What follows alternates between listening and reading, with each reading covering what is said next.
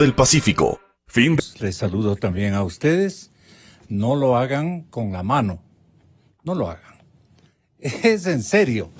Tengan la gentileza de contribuir a la estrategia nacional que el señor presidente de la República nos ha hecho conocer en una cadena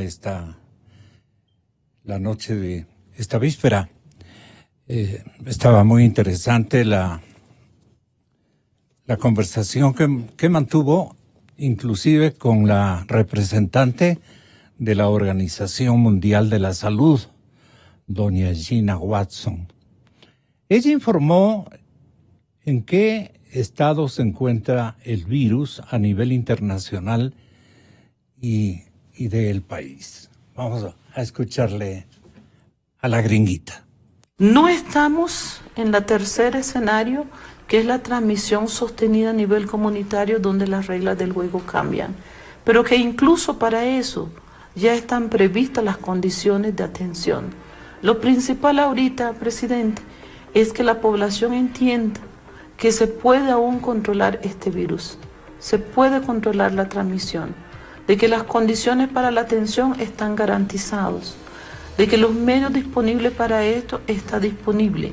El personal ha sido capacitado de igual manera y la conversación entre todos los sectores del gobierno, del gabinete, está activo con el Ministerio de Salud, con los demás ministerios, con los puntos de entrada al país, de tal manera que no debe haber alarma, temor y pánico.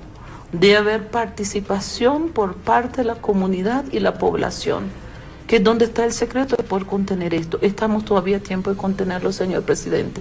Y permíteme reiterarle que se ha hecho dentro de ese contexto toda la preparación de la respuesta sanitaria que debe hacerse en estos momentos.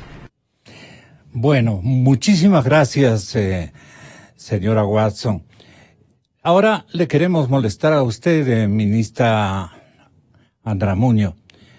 Usted, ministra, nos dijo anoche, nos informó que se han activado los protocolos de salud frente al primer caso que se registró en nuestro país.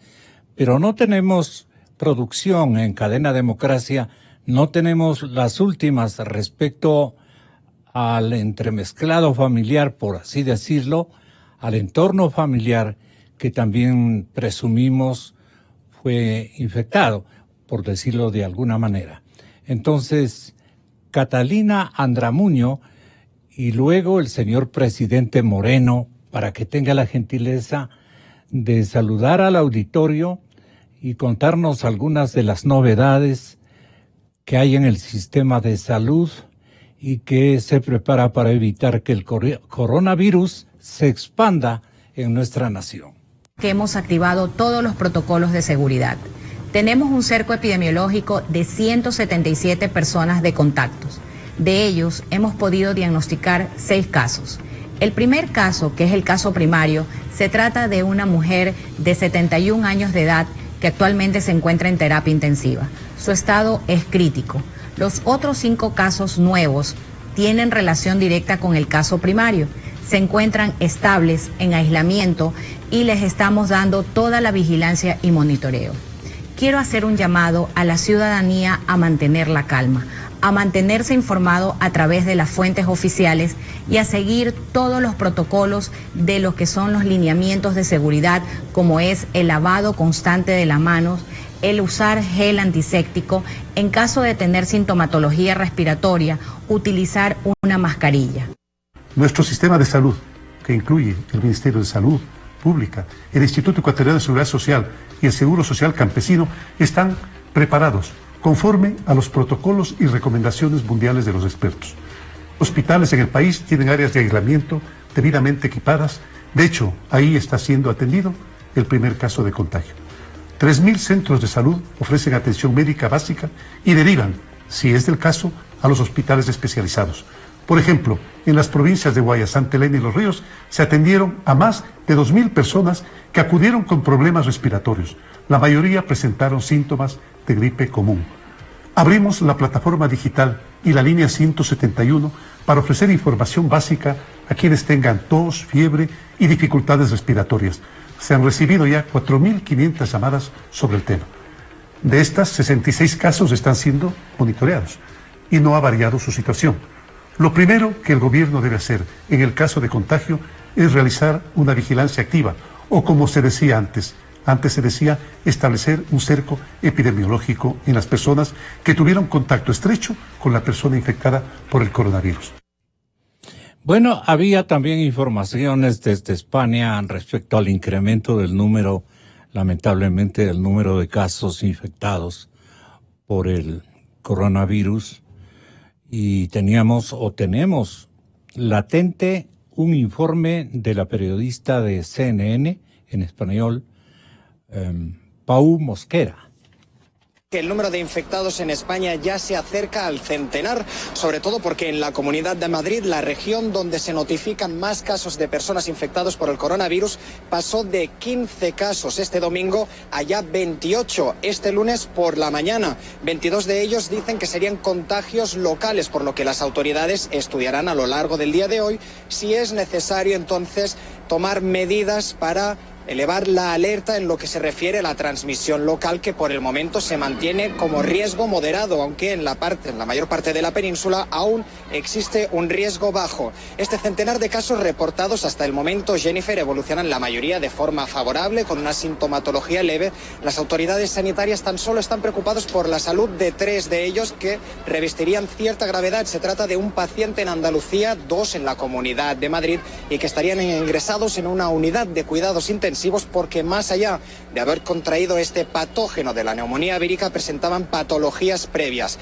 También las autoridades en este momento se encuentran aún trazando cuál habría sido el origen de infección para al menos 9 casos de pacientes que contrajeron en estos últimos días la neumonía vírica. Se desconoce cómo la habrían contraído, ya que no habrían viajado al extranjero en los últimos 14 días y por lo tanto se quiere saber su origen, además de si también habrían contagiado a alguien del alrededor. Hablamos de casos notificados en Madrid, en Andalucía y en el País Vasco, entre otros. Y en las reuniones que van a ocurrir y tener lugar en el día de hoy se va a estudiar si es necesario en estas comunidades elevar el riesgo por transmisión comunitaria. En cualquier caso, España aún se encuentra en un nivel de alerta en la fase 1, fase de contención. Eso quiere decir evitar que se expanda el virus por la península y por los archipiélagos. Una segunda fase, según informaba el ministro de Sanidad, Salvador Illa, ya sería mitigación. Eso es cuando se hubiera demostrado que hay un auge sostenido de los casos de coronavirus, cosa que por el momento no está ocurriendo. Ojalá podamos controlar, ¿no? Esta es una aspiración de toda la humanidad. Este momento, como ha ocurrido con un sinnúmero de pestes en la historia del globo terráqueo, que han matado miles y millones de personas. Esto cada cierto tiempo. Pero la economía, y es lo que vamos a analizar saludando a 2 distinguidos analistas y empresarios. El señor ingeniero Mauricio Pinto Mancheno y el señor economista Ramiro Crespo nos acompañan a esta hora de la mañana, porque la economía está con nubarrones. Nubarrones, mejor que sean grises, que sean del todo negros, ¿no? Del todo negros, y no va a haber una lista de nubes blancas de comienzo. Se avisora entonces una gran depresión económica en el mundo. ¿Cómo lo sienten ustedes desde ya?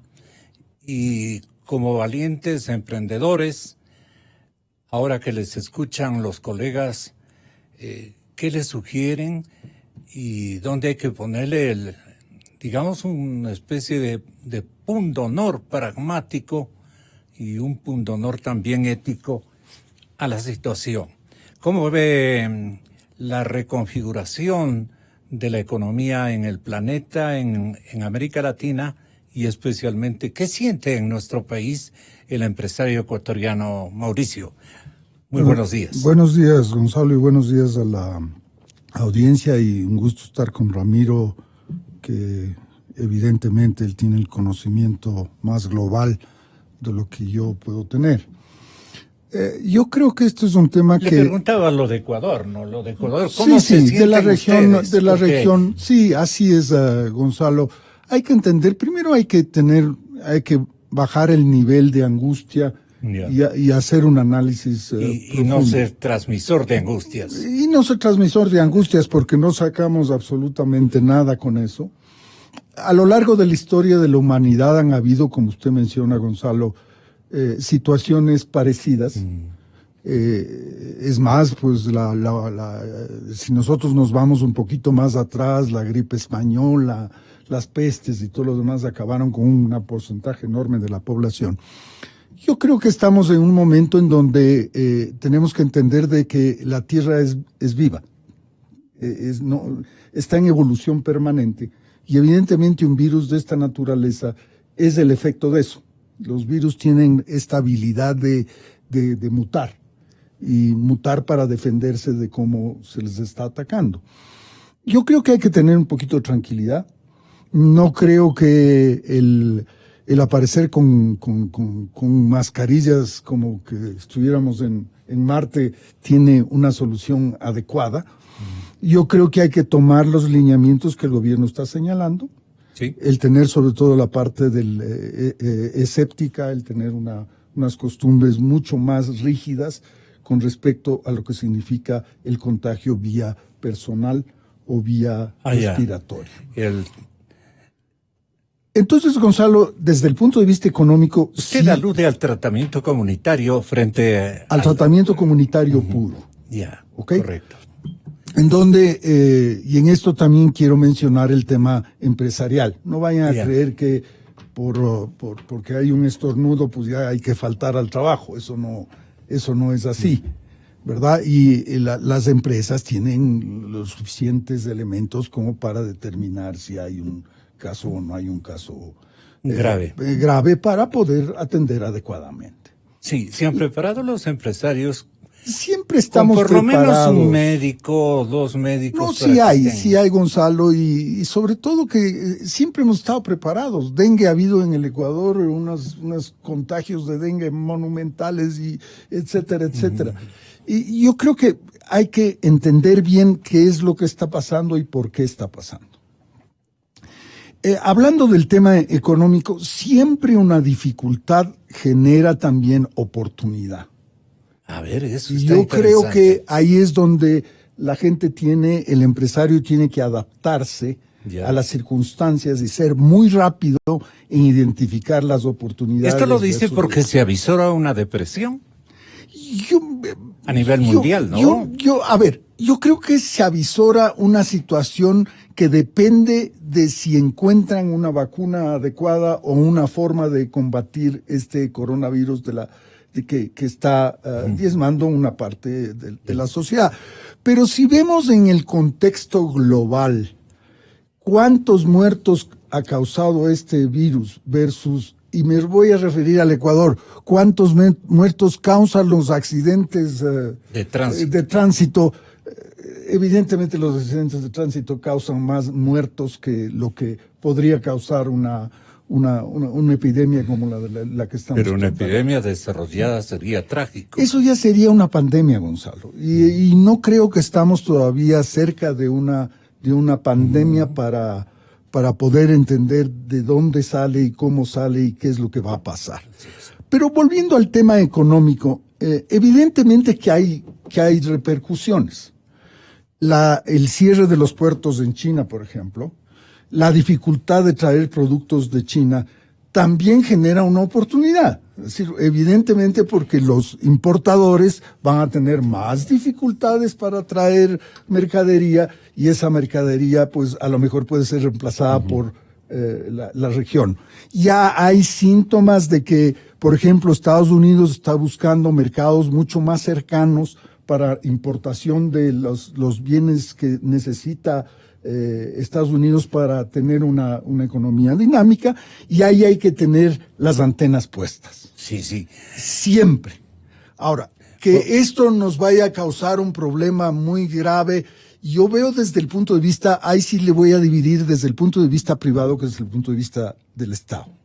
evidentemente la caída del precio del petróleo no nos beneficia para nada como Estado.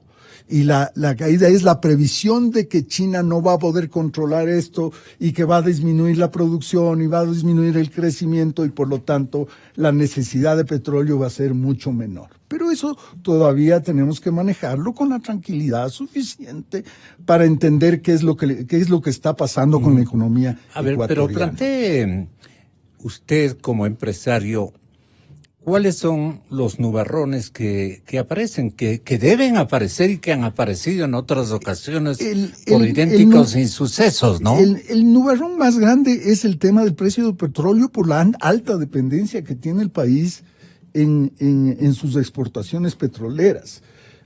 Otros nubarrones de otras características, el Ecuador no tiene todavía las condiciones para que un efecto en la bolsa de valores, por ejemplo, ¿no es cierto?, que sí se da en los países más desarrollados, donde la situación del país se mide a través de la bolsa de valores. Este es un país bastante especial en eso, porque una vez que adoptó la dolarización, el medir cómo está la situación del país se vuelve difícil, porque tiene la moneda dura, no hay cómo atacarle, no le atacan los agentes a la moneda para cubrirse de una eventual situación, y no tiene bolsa de valores. No me refiero a que no hay, pero es demasiado incipiente para poder tener un termómetro de esa naturaleza. Y por eso es que muchas veces dice, qué raro este país, ¿no? Es decir, tiene una situación estable, las cifras dicen que está en crisis, pero si usted se da la vuelta en el país, dice, oiga, ¿dónde está la crisis? Porque no la veo. Entonces, ahí, Gonzalo, hay que entender que el Ecuador sí tiene posibilidades ciertas de entender cómo funciona esta situación. Ahora, si se agrava el tema del coronavirus, si se agrava el tema de los mercados recipientes, lo que va a sufrir son las exportaciones, evidentemente. Pero yo creo que inicialmente hay que estar muy atentos para ver qué oportunidades se dan con esta crisis internacional para poder manejarse rápidamente y ver de qué manera se puede cubrir esa necesidad que deja de estar cubierta por China, que es el principal proveedor de bienes en el mundo. Economista Ramiro Crespo, pero usted ya ve que la economía pinta con nubarrones. Se avisora una depresión gigantesca en el mundo, una depresión económica, y si la circunstancia del virus va a golpear a la columna vertebral de la economía mundial, que es el comercio exterior. Esta partecita en términos generales, pero haciéndonos advertir también que nosotros dependemos de esa psicología internacional y de esos afanes y no afanes tinos y lo que hace un empresario, ¿no? Calcularlo en la mediatez y en la inmediatez, los problemas que pueden sobrevenir y actuar con diligencia. Aquí el sector público, ¿qué oficios tiene que cumplir aceleradamente? Mi querido economista Ramiro Crespo, muy buenos días. Muy buenos días, saludos a la audiencia, a Mauricio, gusto estar con él, gracias por la invitación. El Fondo Monetario Internacional, la proyección de crecimiento para el año 2020 era antes 3.3, ahora es 2.89. Entonces, realmente todavía espera crecimiento en la economía mundial. Una de las cosas que también pasa con este tipo de epidemias es que ahora con los medios de comunicación se ve ya hasta los casos concretos.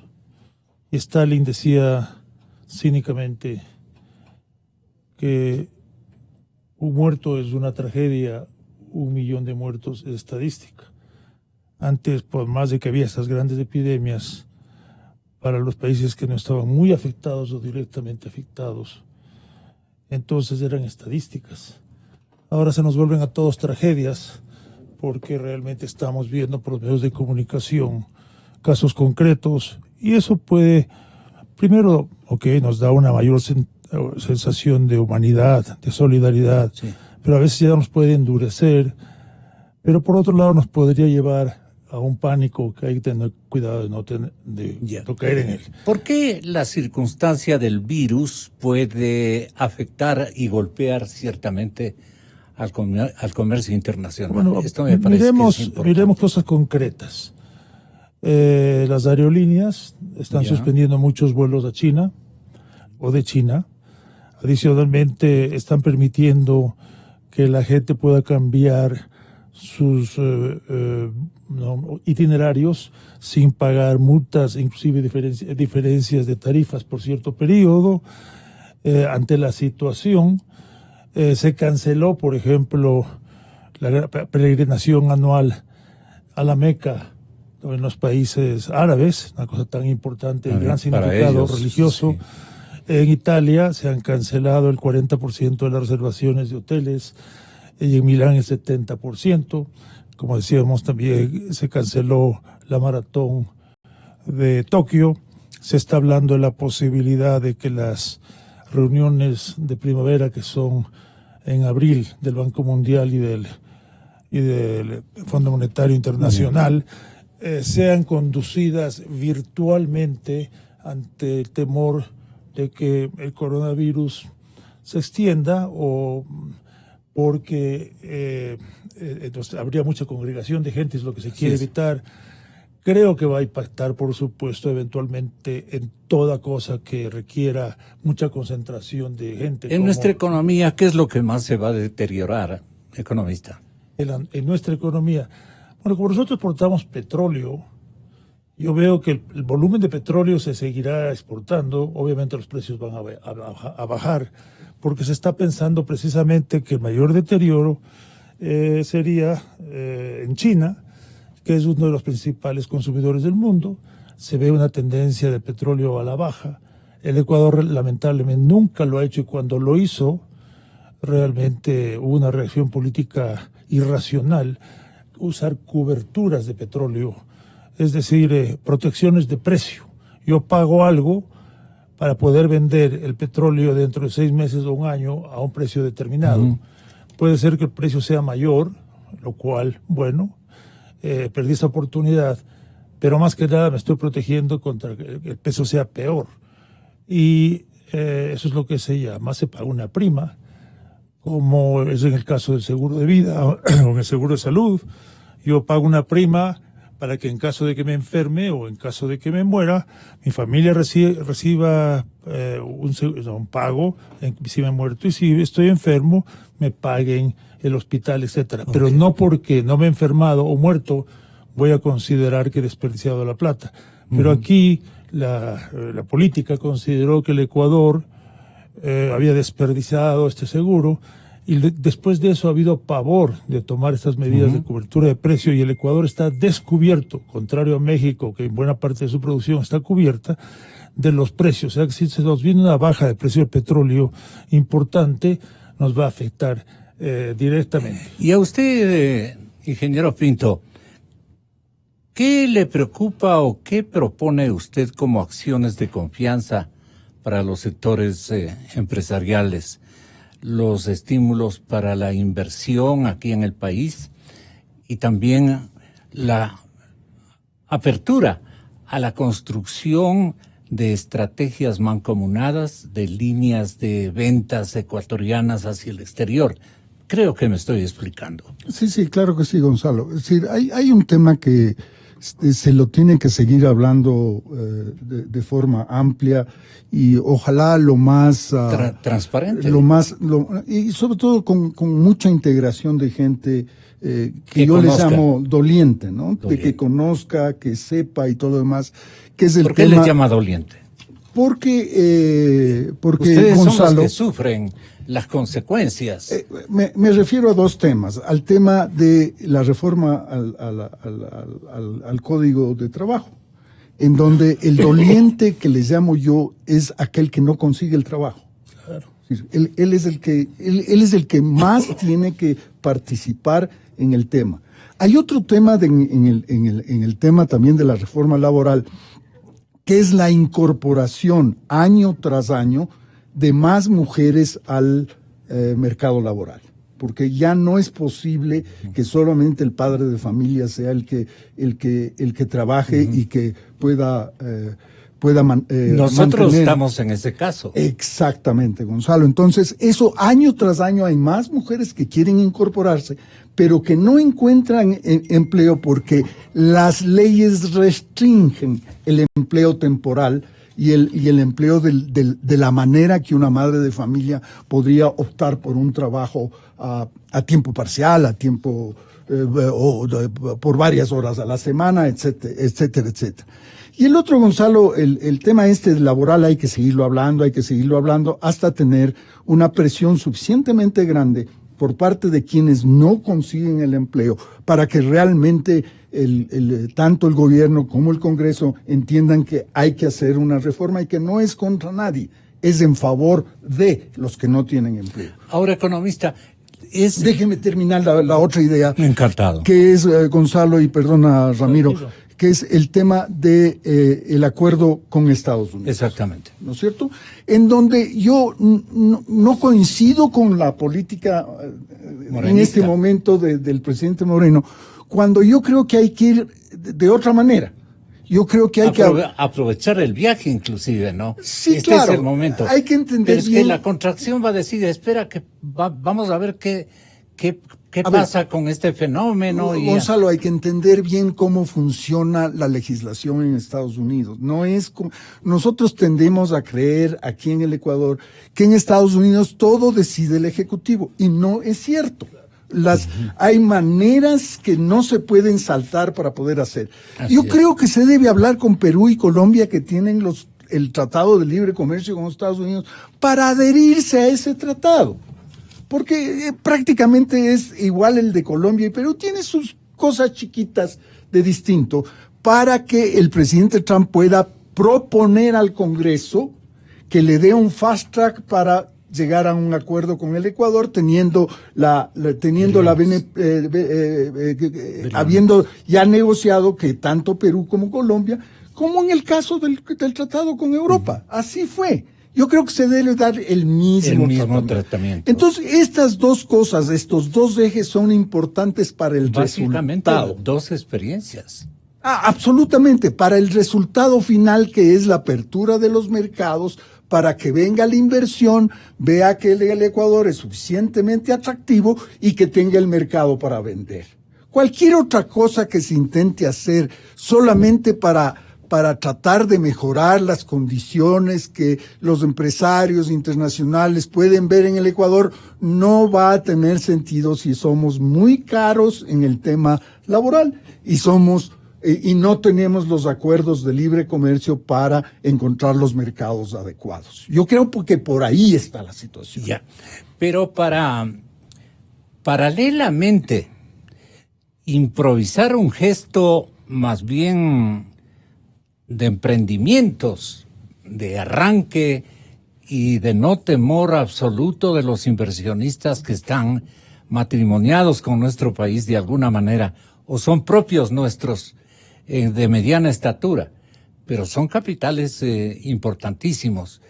¿Cómo les hacemos pensar de que esto no es eterno y de que tenemos, como decía Mauricio Pinto, oportunidades también, no obstante este desenlace? José Augusto Briones, mi invitado de esta mañana, decía lo siguiente respecto a cómo el gobierno imagina lo que puede ocurrir, los dineros del gobierno nacional y las inversiones, cómo pueden ser concurrentes en simultáneo, de alguna manera no bajar la guardia, si cabe el término, especialmente en el emprendimiento y en las inversiones.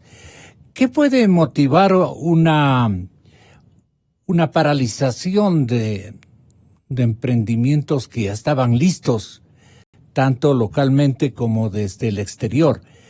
¿Ahí qué aconsejan los técnicos económicos?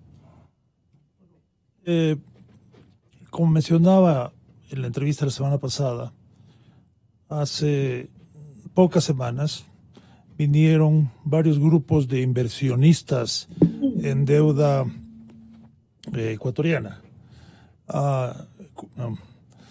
Venían de Argentina a Ecuador, lo cual es malo, porque otra vez nos están asociando con la volatilidad de Argentina, con ese gobierno nefasto que fue el de Kirchner, y venían acá para ver cómo estaba Ecuador. Me decía uno de esos inversionistas que se había encontrado con un equipo económico y en general, con la gente que había conversado de muy buen nivel, por supuesto mucho mejor que los argentinos de la época de Kirchner, que el Ecuador le causaba una impresión mejor. Primera vez que la conocía, aunque había invertido mucho, Guayaquil, Quito le había causado una excelente impresión y las personas con las que había hablado. Y dentro del contexto de lo que conversábamos, me decía que en Europa 60.000 personas mueren al año por el flu o el trancazo que daba en el invierno. 60.000 personas. Y como eso ya es una cosa que ocurre todos los años, la gente se ha acostumbrado, pero todavía las muertes en el mundo en esta cosa, no sé, no creo que pasan de 5.000 o algo así. Entonces yo creo que todavía no estamos seguros qué es lo que va a pasar con el coronavirus. Ya hubo antes el ébola, antes hubo el SARS, que también es otro tipo de coronavirus. Y ahora yo creo que hay que ver exactamente su dimensión y si rápidamente se lo va a poder controlar, etcétera. Ya están hablando en la misma China, aunque la información china siempre, como decía la otra vez, hay que tomarla con cuidado, de que se están estabilizando los casos de contagio y cada vez están muriendo menos gente porque están aprendiendo a tratar mejor. También el índice de mortalidad de por sí de la gente que es contagiada con el coronavirus creo que es muy bajo, es del 2%. Obviamente afecta a gente vulnerable, por ejemplo, la gente mayor, la gente que está enferma, la gente que ya tiene defensas bajas, sistema inmunológico afectado, etcétera. Entonces, yo lo que creo que nosotros deberíamos seguir más bien tratando de hacer las cosas que tenemos que hacer, es decir, todas las reformas que estamos tratando de hacer, avanzar ahora en el momento difícil, no paralizarnos y seguir avanzando la reforma, especialmente para cumplir con los objetivos que nos hemos planteado con el Fondo Monetario Internacional. Y eso es una de las cosas que se hablaba ahora, por ejemplo, con el ministro José Augusto, en el sentido de que es absurdo y lo lógico es que lo más pronto se tenga, es absurdo que no hayamos tenido estados financieros auditados por la auditoría externa al día para saber realmente qué es lo que está pasando con la situación petrolera del país, las empresas telefónicas y las empresas estatales, que curiosamente no tienen estados financieros auditados. ¿Cómo puede ser que, por ejemplo, Petroamazonas, su última auditoría haya sido del 2014 y que el auditor externo, que no creo que haya sido de los grandes del mundo, pero parece que fue lo suficientemente bueno y serio para abstenerse de dar una opinión diciendo que los estados financieros reflejan la situación razonablemente la situación de la empresa por tres factores? Uno, que no cumplía los decretos relacionados con Petroamazonas. ¿Quién emite los decretos? El presidente y el ministro. Y la Petroamazonas no los cumple. Entonces es como en la época de la colonia que acatábamos pero no cumplíamos. El segundo factor, porque sabemos que Petroamazonas es la que produce, le pasa a Petroecuador, que Petroecuador es la que vende y se endeuda con China, etcétera, cuando ha sido el caso, que Petroecuador no le responde al auditor para compaginar los números y ver que lo que dice Petroamazonas, que le ha entregado a Petroecuador, es lo que dice Petroecuador que ha recibido. No es, y el tercer motivo, que no podían determinar lo que es caja y bancos. Y eso está en la página de la Contraloría. Y cuando la obligación del Contralor, ojo, es escoger la auditoría externa especializada, porque así lo obliga la ley de empresas públicas y así obliga la Constitución, etcétera.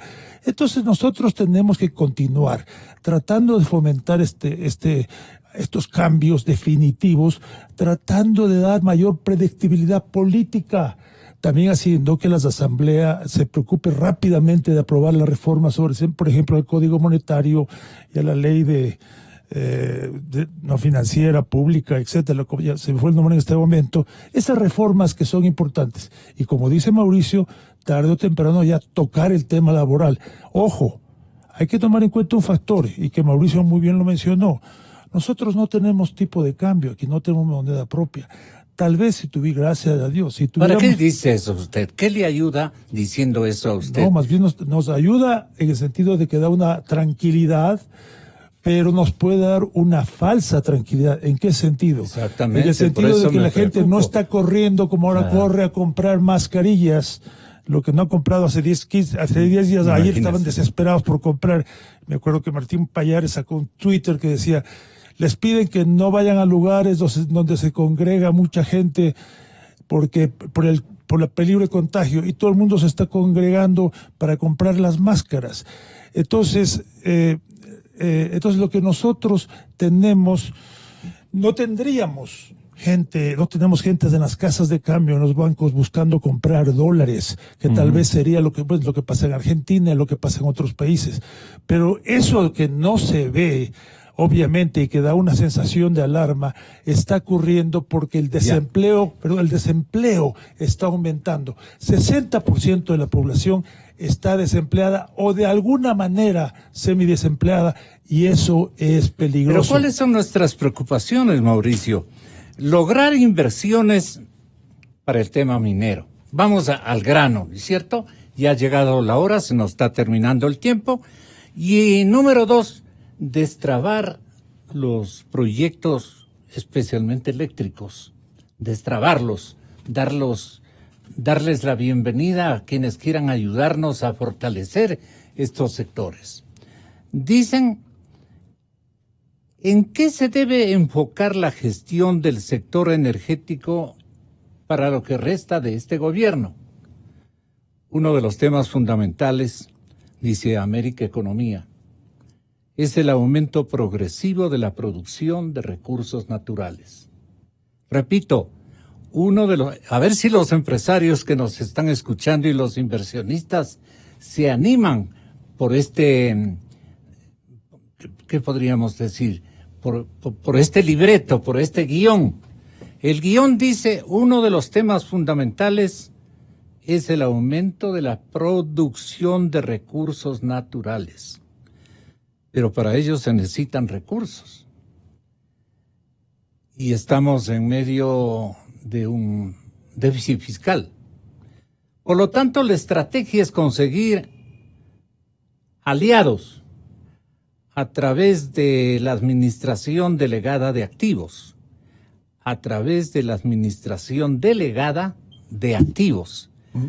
Esto es muy importante que nos pongas en blanco y negro, mejor en nuboso nomás, ¿no?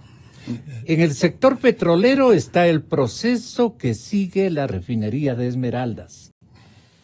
Hemos concluido los términos de referencia, según nos informan, y esta mañana lo hizo aquí el ministro de Recursos Naturales. Estamos en proceso de revisión los términos de referencia para esos negocios. Y esperamos convocar el concurso hasta la segunda semana de marzo. O sea, la segunda semana quiere decir en más o menos un par de semanas. Estaría adjudicándose hasta fines de mayo ya la cosa. ¿Cuál es el monto por el cual se hará la convocatoria? Dice, este proceso tiene un presupuesto referencial de $2.500 millones y tiene básicamente dos aspectos. Como decía, poner a punto la refinería de Esmeraldas para que produzca combustibles con norma Euro 5 y se disminuyan significativamente los desechos. Y como socio, recuperar la inversión.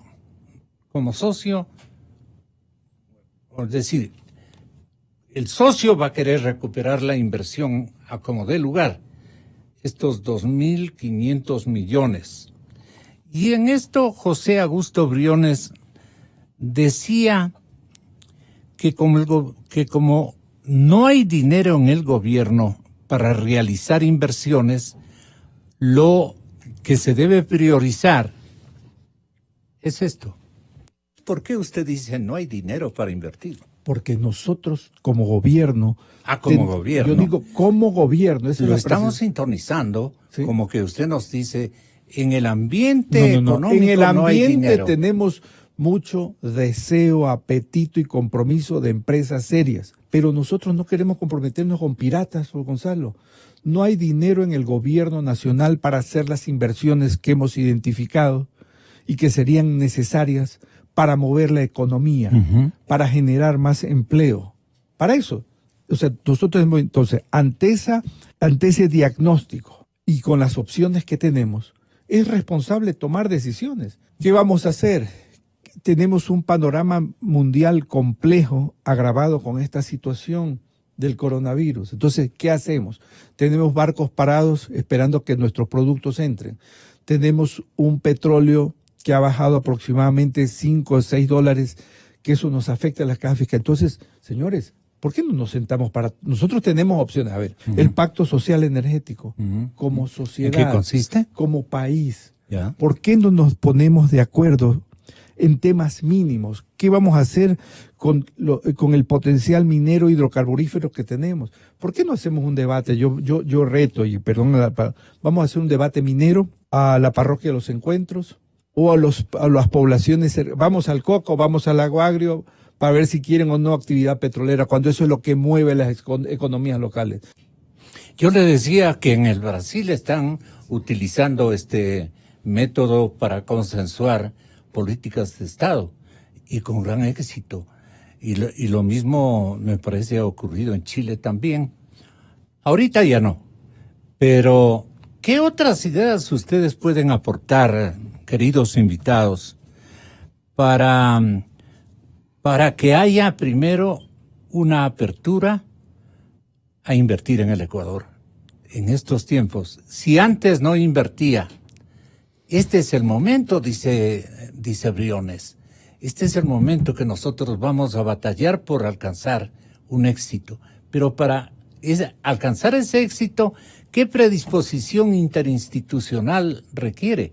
¿Y cuál puede ser el aporte también de ustedes, los que tienen dinero guardadito en el exterior, un poquito, traerlo acá, ¿no es cierto, Mauricio? Tenga la gentileza. Gonzalo, vea, yo le veo la problemática en 3 frentes, que se puede manejar paralelamente porque las soluciones no son las mismas. El uno, el aprovechar de la situación que tenemos recursos que se pueden extraer y se pueden vender al exterior, que es la minería. Claramente el potencial minero le puede dar al país el dinero suficiente para poder resolver los temas fiscales. Eso no resuelve el problema del empleo. El segundo frente, a ver, para ir concretando, claro, hay que abrir la posibilidad de tener más inversionistas en el sector minero, entendiendo que la seguridad jurídica es lo número 1 que va a pedir un inversionista a largo plazo, porque el tema minero es a largo plazo, no es a corto plazo. 2, ¿qué hacer con los activos improductivos que maneja el Estado? Y ahí viene el segundo paquete, que se puede dar esto en administración, no en venta. Yo le oí claramente al ministro también de que la intención es dar en administración. Así es. ¿Ok? En concesión. Por ejemplo, sopladoras le quieren dar en concesión hasta el mes de junio. Hasta el mes de junio. Todo se puede trasladar a una administración privada eficiente. ¿Bajo qué reglas? El Ecuador ya ha tenido ejemplos de esto, y voy a mencionar uno, que es el tema del Banco del Pacífico. Banco del Pacífico se entregó en administración, el banco estuvo bien manejado, etcétera, etcétera. ¿No es cierto? Ese ejemplo se lo puede dar porque ya se lo hizo en el Ecuador. Esos activos que no son productivos le pueden empezar a generar dinero al Estado si es que se hace una contratación adecuada de todos los activos que maneja el Estado. Esa es la segunda. Y la tercera es cómo hacemos para que el Ecuador empiece una producción exportable, especialmente agroindustrial, que tiene condiciones para hacerlo, para tanto exportar y consumo interno. Entonces, si se manejan estos tres grandes grupos adecuadamente, créame, Gonzalo, que este país sale adelante porque tiene recursos suficientes. Yo no creo que el Ecuador es pobre. Yo creo que el Ecuador está mal manejado, simplemente. Sí. Porque si usted lo recorre, se va a dar cuenta que el país no es pobre. No hay el tema de recorrer kilómetros de kilómetros en desierto y que no hay absolutamente nada. Eso debe ser dramático. Nosotros no estamos en esa realidad.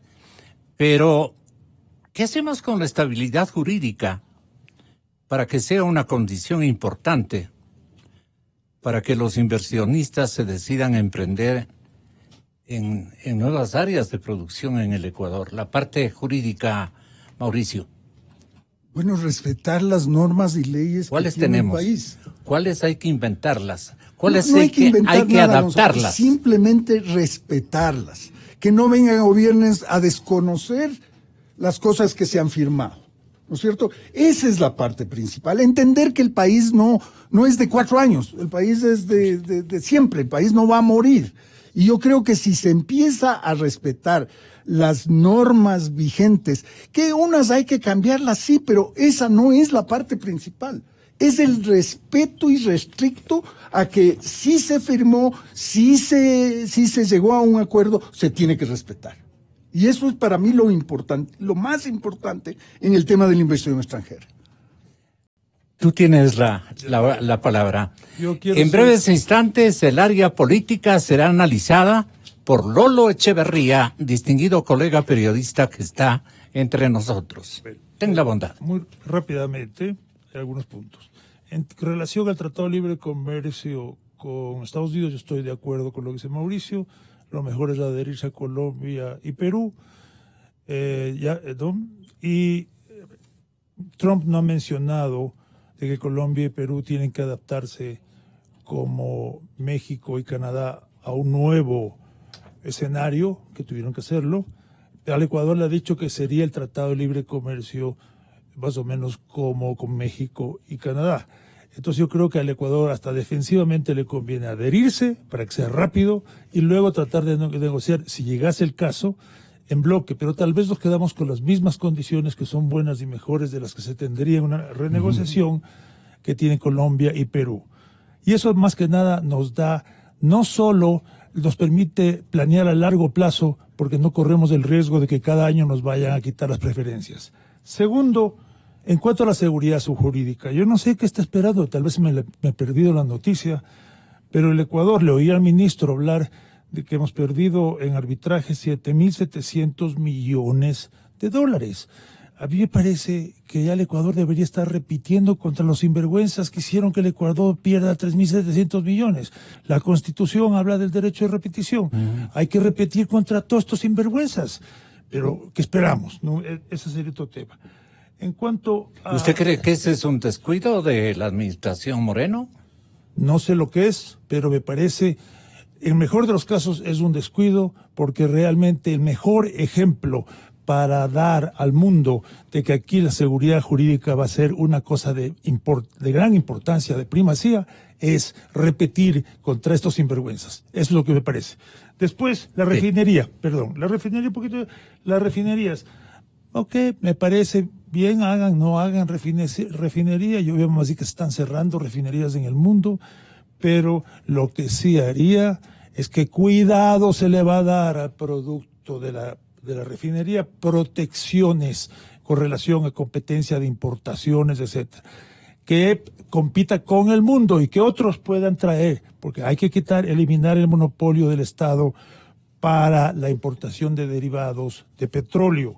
¿A qué se refiere no logró establecer, desde luego, su manera tan coordinada, directa y bien intencionada de hacernos notar de que algún defectito nota usted en esta especie de transición que posibilite la vigencia de una seguridad jurídica y política de estabilidad para todos los Estamos sectores hablando que quieren hablar? de la Sí. repetición.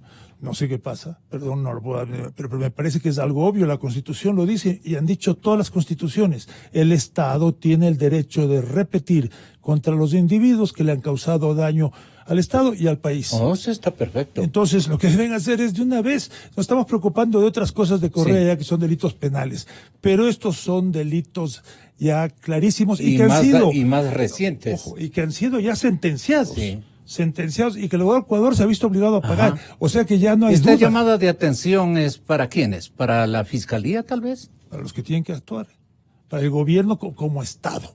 Al Estado. No quiero personalizar porque... ¿Para qué? Sí. Pero el Estado tiene que actuar. Entonces, luego, en el tema de la minería. A ver, ¿cuándo vamos a firmar la transparencia de Extractive Industries, la iniciativa de transparencia para las industrias extractivas, que es una cosa que eleva el nivel de transparencia a un nivel altísimo, y lo que va a hacer que el debate sea a un nivel altísimo, si minería con esos estándares vale la pena, porque ahora estamos debatiendo de minería sin estándares claros. Y eso el Ecuador se comprometió ya con el ministro Benalcázar en París hace casi un año y todavía no se ha firmado. Ojo, después hay que pensar en algo más. ¿Cómo puede ser que la minería tenga como mercado más importante de capitales, de valores, que es lo que hablaba Mauricio, los mercados de Toronto, las bolsas de la minería en el Ecuador, ojo, los mercados de Toronto, los de Londres, los de Vancouver, no los de Quito, no los de Guayaquil, porque por 50 años hemos tenido mala regulación. Hay que poner una comisión de valores, hay que expandir a los mercados de capitales. Si en 50 años no se ha desarrollado, el otro día se celebró el aniversario de la Bolsa de Quito, hace poco la de Guayaquil, si no se ha logrado el crecimiento que han logrado Perú, Colombia, México, hay que cambiar unas fuentes, hay que poner una comisión de valores, que es lo que los otros países tienen. Y por último, tenemos que irnos a una reforma política, y con esto concluyo, porque ya viene, es básicamente,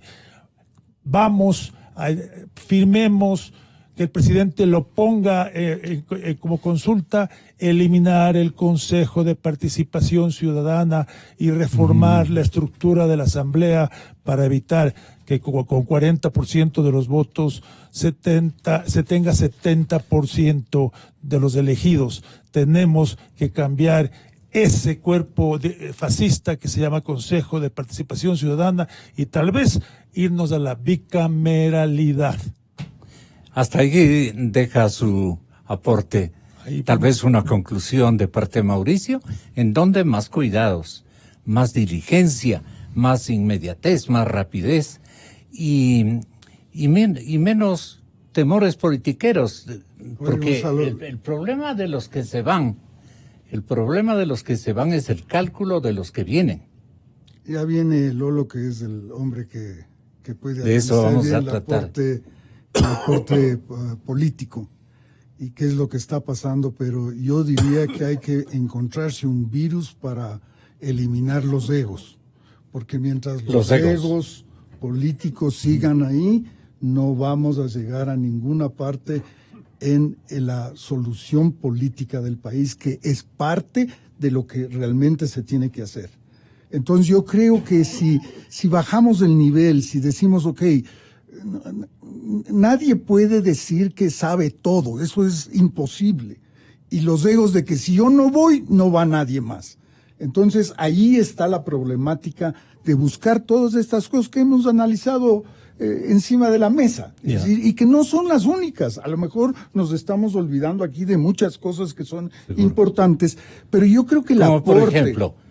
porque hemos tratado todo, cosas. Gonzalo, Con Briones tratamos cosas el tema muy del agro importantes. es absolutamente trascendental para el país. Correcto. ¿No es cierto? Tenemos correcto. una península de Santa Elena que debería estar produciendo todo lo que se puede producir ahí y no está. Alguien tiene que meterse a ver qué es lo que pasa, por qué es que no se puede aprovechar lo que tenemos en la península de Santa Elena. Y así en la sierra, en la costa, en el oriente, hay posibilidades del agro y hay posibilidades del agro exportable. Y ahí es donde, por ejemplo, ese es un tema también que no tratamos Sí, aquí, pero así es, Mauricio. hay que seguir dando los aportes pequeños y sobre todo pedir de que, oigan, a los políticos dejen ese ego a un lado y pongámonos a ver un país a largo plazo. Muy bien, muchas gracias, Mauricio. Y muchas gracias también a Ramiro Crespo por la gentil acogida a mi invitación. Es tan largo el panorama que tenemos que analizar y es complicado, pero lo hemos hecho con 3 personajes, porque lo que vino a decirnos valientemente, desde mi modesta opinión, el ministro de Energía, es conveniente que sepa el país. El primer semestre se implementaría la focalización de subsidios a los combustibles, anunció aquí en Radio Democracia. Señoras y señores, volvemos con el tema político y Lolo Echeverría, nuestro invitado periodista. Con toda la fidelidad, un